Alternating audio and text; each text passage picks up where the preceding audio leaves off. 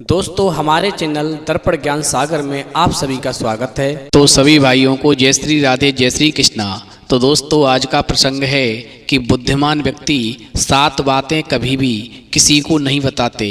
तो वीडियो शुरू करने से पहले मेरा आप सभी से अनुरोध है, यदि आपने अभी तक हमारा चैनल सब्सक्राइब नहीं किया है तो प्लीज़ आप हमारे चैनल को अभी सब्सक्राइब कर लें, क्योंकि आपका एक सब्सक्राइब हमारे लिए बहुत ही महत्व रखता है। दोस्तों एक राजा था, उसकी एक रानी और एक छोटा बच्चा था। उसकी समृद्धि चारों ओर छाई हुई थी।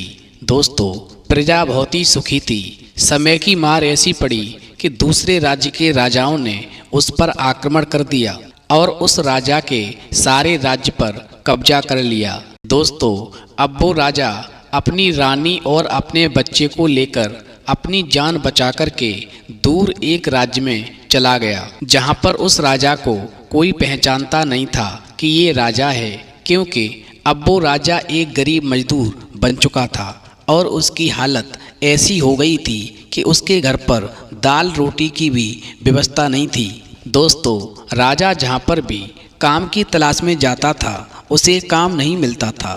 अब राजा बहुत ही परेशान और उदास रहने लगा। अब दोस्तों राजा को उदास देख कर के उसकी पत्नी एक दिन कहने लगी, तुम किसी भी सेठ के यहाँ पर जाते हो तो केवल एक ही बार काम मांग कर के और वापस चले आते हो, दोबारा तुम उस सेठ के पास नहीं जाते तो तुम्हें काम कैसे मिलेगा।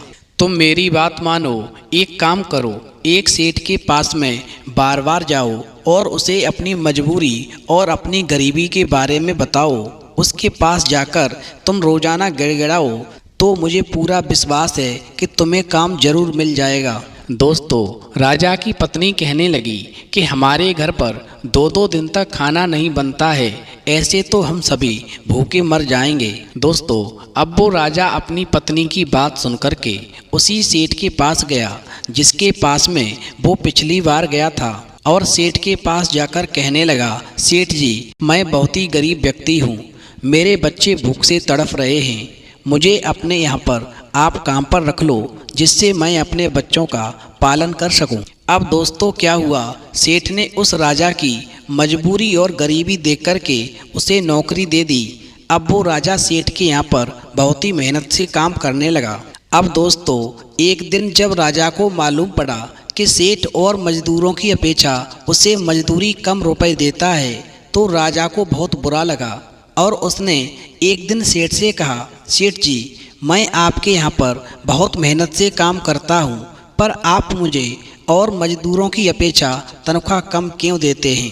अब दोस्तों राजा की बात सुनकर के वो सेठ कहने लगा, मैंने तुम्हें तुम्हारी मजबूरी और गरीबी को देख कर के नौकरी दी है, इसीलिए मैं तुम्हें कम पैसे देता हूँ। मैंने तुमसे नहीं कहा था कि तुम मेरे यहाँ पर नौकरी करो, तुम रोजाना अपनी मजबूरी और गरीबी दिखाते थे, इसलिए मैंने तुम्हें नौकरी दे दी है और फिर भी तुम मुझे उल्हाना दे रहे हो।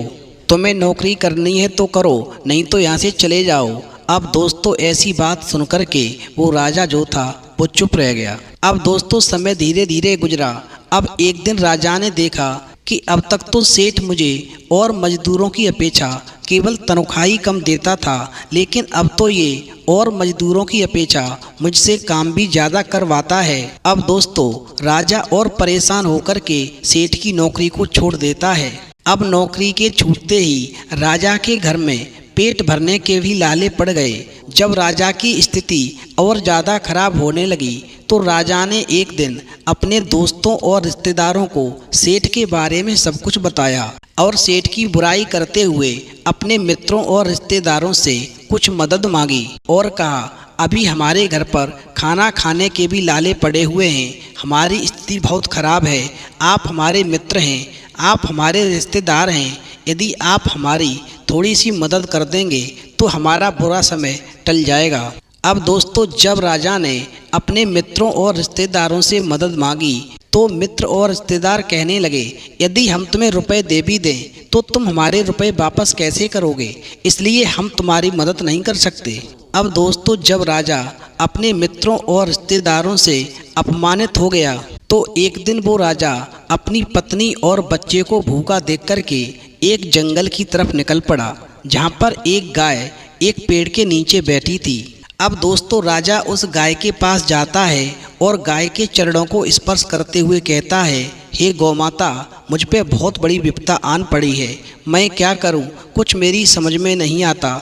इस बियाबान जंगल में अब आपके अलावा मेरा और कोई सहारा नहीं है, मुझ पर आप अपनी कृपा कर दो। मेरे जीवन में बहुत बड़ी अशांति हो गई है, मैं क्या करूं क्या नहीं करूं, मेरी समझ में कुछ भी नहीं आता। अब दोस्तों उस राजा की बात को सुनकर के गौमाता कहने लगी, देखो तुम अपने जीवन में अपनी मूर्खता के कारण ही अशांति लाए हो। आज मैं तुम्हें 7 ऐसी बातें बताती हूँ जो कभी भी किसी को नहीं बतानी चाहिए, और यदि तुमने इन 7 बातों को छुपाना सीख लिया तो निश्चित ही तुम्हारे जीवन से अशांति चली जाएगी और तुम्हारी मंजिल तुम्हें अवश्य मिलेगी। अब दोस्तों गौमाता कहने लगी, नंबर 1, अपनी मजबूरी। ध्यान रखना, कभी भी अपनी मजबूरी किसी को नहीं बतानी चाहिए, क्योंकि सामने वाला आपकी मजबूरी का गलत फ़ायदा उठाएगा, और यदि नहीं भी उठाएगा तो सबके सामने आपकी मजाक तो अवश्य ही उड़ाएगा। इसलिए ध्यान रखना, जैसी भी रूखी सूखी रोटी मिल जाए उसे खाकर ही सो जाओ। कभी भी अपनी मजबूरी किसी व्यक्ति के सामने जाहिर मत करो। यदि आप अपनी मजबूरी किसी के भी सामने जाहिर करेंगे तो वो आपकी समस्या का समाधान तो नहीं करेगा, लेकिन आपकी मजबूरी का फ़ायदा उठाने की कोशिश अवश्य करेगा। नंबर 2, अब जो बात मैं आपको बताने के लिए जा रही हूँ ये बहुत ही काम की बात है, कभी भी किसी के सामने नहीं कहनी चाहिए। अपनी अतीत की गलतियाँ और भविष्य की रणनीतियाँ। ध्यान रखना, जो भी व्यक्ति अपनी अतीत की गलतियों को और अपने भविष्य की रणनीतियों को दूसरे के सामने खोलता है, दूसरों के साथ साझा करता है, वो जीवन में हमेशा बर्बादी की तरफ अपना कदम बढ़ा लेता है।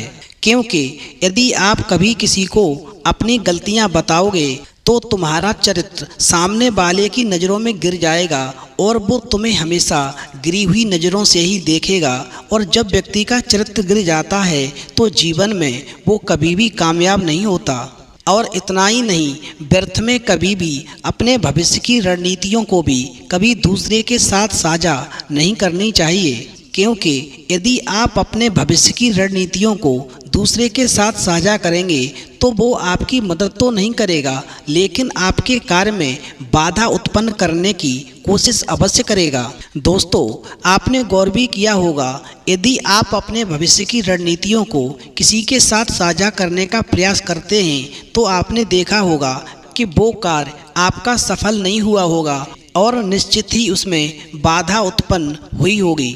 इसलिए ध्यान रखना, कभी भी अपने जीवन की गलतियों को और भविष्य की रणनीतियों को किसी के साथ साझा नहीं करें, तभी आपके जीवन में सुख और शांति आ सकती है। नंबर 3, बहुत ज़रूरी बात जो कभी किसी के साथ साझा नहीं करनी चाहिए, कभी भी अपने घर की बातों को किसी भी दूसरे के साथ में साझा नहीं करें। यदि आप अपने घर की बातों को अपनी पत्नी के साथ हुई या पिता के साथ हुई या माँ के साथ हुई या भाइयों के साथ हुई बातों को आप दूसरों के साथ साझा करेंगे तो निश्चित ही सामने वाले को आपके घर में घुसने का मौका मिलेगा, और फिर सामने वाला व्यक्ति इसका फ़ायदा उठाने से कभी नहीं चूकेगा और आपको आपके परिवार से दूर करवाने की पूरी कोशिश करेगा। आपने देखा होगा, जब अपने घर के झगड़ों को हम दूसरों के साथ साझा करते हैं तो ये सोच करके साझा करते हैं कि हमारा मन हल्का होगा और हमारे घर के झगड़े कम होंगे, लेकिन ऐसा नहीं होता। यदि आप अपने घर की बातों को उसके साथ साझा करते हैं तो आपके घर के झगड़े कम होने की बजाय और बढ़ जाते हैं, और सामने वाले व्यक्ति से आपको सहायता तो नहीं मिलती, लेकिन वो आपकी मखौल और बनाता है। इसलिए दोस्तों ध्यान रखना, कभी भी अपनी घर की बातों को किसी दूसरे के साथ साझा नहीं करें। यदि आप ऐसा करते हैं तो आपके माँ बाप को भी बुरा लगता है और वो मन में सोचते हैं, मेरा बेटा मुझसे न कह कर के और दूसरों से जा कर के अपने घर की बातों को कहता है। इससे घर के झगड़े बढ़ने की संभावनाएं और बढ़ जाती हैं। इसलिए दोस्तों ध्यान रखना, कभी भी अपने घर की बातों को किसी दूसरे के साथ में साझा नहीं करें। नंबर 4, बहुत ही काम की बात, वो है आमदनी। कभी भी आप अपनी आमदनी के बारे में किसी को नहीं बताएं, क्योंकि यदि आपकी आमदनी कम होगी तो सामने वाला व्यक्ति आपकी मजाक उड़ाएगा, और यदि आपकी आमदनी ज़्यादा होगी तो सामने वाला व्यक्ति आपसे मित्रता करने की और कोशिश करेगा, और वो मन में सोचेगा कि ये व्यक्ति मेरे काम का है, समय आने पर या ज़रूरत पड़ने पर वो आपसे मदद अवश्य मांगेगा। और यदि तुम उसकी मदद करोगे तो पैसा वापस मिलेगा या नहीं इसकी कोई गारंटी नहीं है, और जब भी मांगते हो तो झगड़ा होने की संभावना बढ़ जाती है। और यदि आप सामने वाले की मदद करने से मना करते हैं तो मित्रता में भी खटास पैदा हो जाती है और आपसी संबंध भी बिगड़ जाते हैं। इसलिए कभी भी अपनी आमदनी को किसी के साथ में शेयर नहीं करें। नंबर 5, जो जीवन में बहुत ही काम आने वाली बात है, यानी कमजोरी और ताकत। कभी भी अपनी कमजोरी और ताकत के बारे में किसी को भी नहीं बताना चाहिए, क्योंकि जो बुद्धिमान व्यक्ति होते हैं वो अपनी कमजोरी और ताकत के बारे में कभी भी किसी को नहीं बताते। क्योंकि ध्यान रखना, लोग जब आपकी कमजोरी को जान जाते हैं तो उसका फ़ायदा उठाने की पूरी कोशिश करते हैं, और यदि आपकी ताकत के बारे में पता चल जाता है तो वही ताकत आपकी कमजोरी बन जाती है। क्योंकि आपकी ताकत जब दूसरों को पता चल जाती है तो वो उसकी काट भी ढूंढ लेते हैं। इसलिए ध्यान रखना, कमजोरी और ताकत के बारे में पति या पत्नी को भी कभी नहीं बताना चाहिए, अन्यथा की स्थिति में सामने वाले से आप हमेशा दबकर ही रहेंगे। नंबर 6, जो बहुत ही काम आने वाली बात है, यानी मित्र या शत्रु के बारे में कभी किसी को नहीं बताएं, क्योंकि यदि आप अपने मित्र या शत्रु के बारे में किसी दूसरे को बताओगे तो सामने वाला व्यक्ति आपके मित्र और शत्रु के बारे में सब कुछ जान जाएगा, और फिर हो सकता है कि आपके मित्र से मिलकर के सामने वाला व्यक्ति आपके साथ में कोई घटना घटित करवा दे।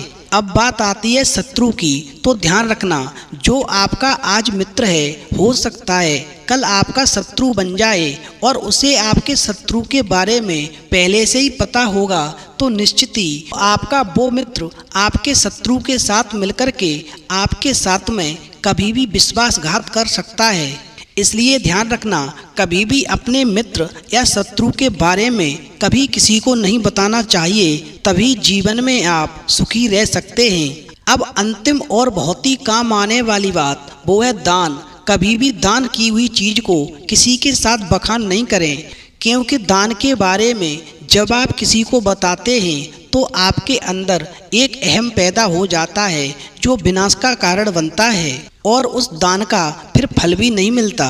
इसलिए ध्यान रखना, जब भी आप दान करें, यदि आप दाएं हाथ से दान करें तो ऐसा समझ लो कि बाएं हाथ को भी नहीं मालूम पड़े, और जब आप बाएं हाथ से दान करें तो आपके दाएं हाथ को भी नहीं मालूम पड़े, तो वो आपका सच्चा दान होता है और उसका फल आपको एक दिन निश्चित ही मिलता है। अब दोस्तों, वो गाय राजा से कहने लगी, मैंने आपको ये 7 बातें बताई हैं, यदि आपने अपने जीवन में इन 7 बातों को छुपाना सीख लिया तो जीवन में कभी भी आप धोखा नहीं खाएंगे, और एक दिन आपको आपकी मंजिल में सफलता अवश्य मिलेगी। अब दोस्तों, गाय की 7 बातों को सुनकर के वो राजा जो था गाय के चरण स्पर्श करते हुए और वहाँ से आगे को निकल पड़ा, और धीरे धीरे छुप कर के फिर उस राजा ने अपनी सेना एकत्रित की, और जब अपनी ताकत पूरी कर ली और अपनी ताकत के बारे में कभी किसी को नहीं बताया, तो उसने पुनः अपने राज्य पर जाकर के चढ़ाई कर दी, और जिस राजा ने उसका राज्य छीना था उसकी सारी सेना को मार करके पुनः अपने राज्य को वापस किया, और फिर राजा बनकर के अपनी पत्नी और अपने बच्चे के साथ में एक राजाशाही जीवन जीने लगा। तो दोस्तों, इस कहानी से ये सीख मिलती है कि जो गौ माता ने 7 बातें बताई हैं, ये 7 बातें कभी भी किसी के साथ साझा नहीं करें, अन्यथा जीवन में हमेशा अशांति बनी रहेगी। तो दोस्तों, यदि आपको हमारी कहानी पसंद आई हो तो प्लीज़ आप हमारे चैनल को अवश्य सब्सक्राइब कर लें, क्योंकि आपका एक सब्सक्राइब हमारे लिए बहुत